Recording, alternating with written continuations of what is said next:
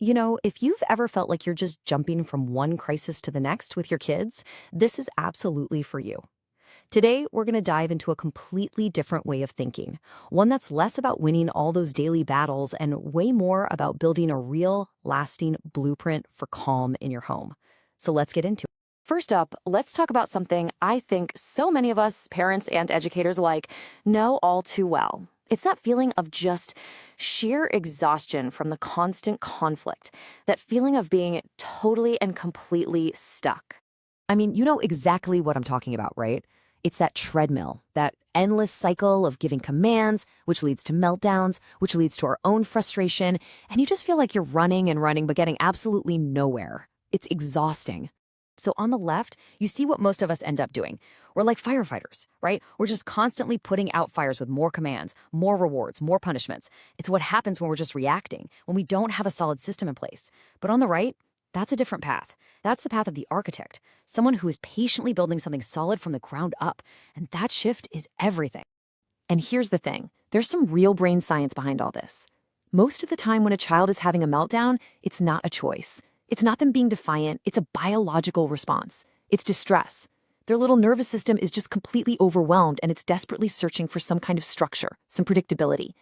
And when a brain is in that survival mode, punishment is, well, it's completely irrelevant. It doesn't even register. Okay, so if yelling and punishing are out, what are we supposed to do? Well, the alternative starts with a pretty radical idea, reframing what discipline even is. It's about shifting from reaction to design. This quote right here, this is the heart of the entire idea. Think about it. Instead of discipline being something we do to a child when they're misbehaving, it's the environment we build around them all the time. It's the quiet, consistent, almost invisible stuff that actually prevents a ton of those crises from ever happening. And this is the game-changing question. This is the big shift. We stop judging the child's behavior and start diagnosing the environment. It's a simple switch, but it moves us from being an enforcer to being an architect, and that changes everything. All right, so let's look at the actual blueprint for this new kind of architecture. It's built on 4 really solid pillars, and they draw from some key concepts in Japanese parenting philosophy. So, pillar number 1 is ikuji. This is all about making sure our expectations actually match up with a child's brain development. I mean, think about it. You wouldn't get mad at a 6-month-old for not being able to walk, right? Well, ikuji applies that same logic to emotions. It recognizes that a 2-year-old's brain is just wired differently than a 5-year-old's when it comes to self-control. Okay, building on that is our second pillar, shitsuke. This is a huge piece of the infrastructure we're building. It's not about punishment. It's about proactive training. It's about teaching the body and the nervous system how to exist in our social world through practice, through repetition, and this is the most important part, by watching what we do, not just by hearing what we say. Pillar number 3 is gaman. Now, this isn't about just sucking it up or suppressing feelings, not at all. It's about building emotional endurance, but with dignity. Think about a kid learning to wait their turn for a swing. That little moment of frustration they feel, it serves a bigger purpose, learning how to be part of a group. That's gaman. It's resilience with a real reason behind it. And our final pillar is mimamoru. And honestly, this one might be the hardest for a lot of us. Our own anxiety, the pressure from society, it all screams at us to jump in and fix everything for our kids. But mimamoru is the disciplined art of watching over them without immediately intervening. It's about trusting them enough to create that little bit of space where their own competence can actually start to grow. So, we've got our 4 pillars. That's the theory. But how do we actually use them to build a practical, everyday system that really, truly creates calm in our homes? What I find so fascinating is how the idea of ikuji just flips our normal approach completely on its head. Look at this table. The norm, so often, is to expect toddlers to have self-control, which, neurologically, they can't. And then we turn around and micromanage our teenagers who are actually craving responsibility. The ikuji philosophy does the exact opposite. It gives little kids a ton of emotional grace and then treats teenagers as capable equals, giving them the respect and autonomy they need.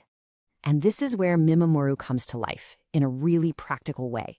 It's a direct challenge to that modern impulse we all have to immediately fix, correct, or rescue our kids from every single little struggle they face. So, here's a super practical technique. The next time your child is struggling with something, just pause. Seriously, just count to 5 in your head. That simple little action stops our own impulse to jump in, and it creates this tiny window of opportunity for their problem-solving brain to kick into gear. That 5 seconds, that's the space where competence is born. And this right here is the core of shitsuke in action. When a child acts out, instead of seeing it as them being defiant, we see it as a signal that they're missing a skill. A kid who can't handle their frustration doesn't need to be punished. They need to be taught how to tolerate frustration. You don't punish a skill deficit, you teach the skill. So, when you put all of these pieces together, the pillars, the practical tools, the whole framework points to one simple but really profound conclusion about where calm actually comes from. The neurological truth is really simple. You cannot yell someone into a state of calm. It's literally impossible. Escalating a situation has never, ever created regulation. It just creates more dysregulation for everyone involved. Calm isn't something you can demand. It's something you have to build, piece by piece, day by day. You construct it with predictable routines that a child's nervous system can count on. You build it with emotionally regulated adults who are modeling the very state you want to see. And you build it by giving kids meaningful work and real responsibility.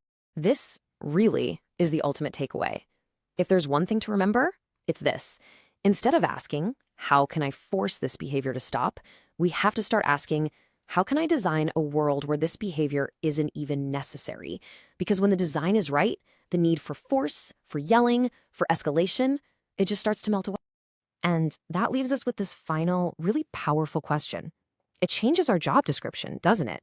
We stop being reactive managers of behavior, and we become proactive architects of development. It's not about having the perfect comeback in a crisis. It's about building a world where fewer crises happen in the first place. So, what kind of world will you design?